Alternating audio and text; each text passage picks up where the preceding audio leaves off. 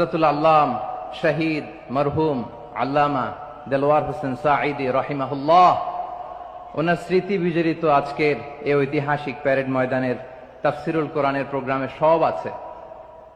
Stage আছে, শ্রোতা আছে, প্যান্ডেল আছে, মিডিয়া কাভারেজ আছে, কিন্তু আমাদের কলিজার টুকরাটা আমাদের মাঝে নাই। আজকের এই প্রোগ্রামে আলোচক হয়ে এই চেয়ারে আমি না বসে ওই শ্রোতাদের কাতারে বসে যদি আমাদের আল্লামার নুরানি চেহারার দিকে তাকিয়ে ওয়াজ শুনতে পারতাম, আমাদের হৃদয়টা ঠান্ডা হয়ে যেত, আমাদের তৃষ্ণার্ত হৃদয় শান্ত হতো। সব আজকে আছে, কি যেন নাই, ঠিক কিনা বলেন? আল্লাহ তাআলা প্রতি 100 বছরে একজন মুজাদ্দিদ পাঠায়, প্রতি 100 বছরে একজন মুজাদ্দিদ, যিনি সমাজকে সংস্কার করেন। আল্লামা দেলওয়ার হোসেন সাঈদী রাহিমাহুল্লাহ ছিলেন তেমন একজন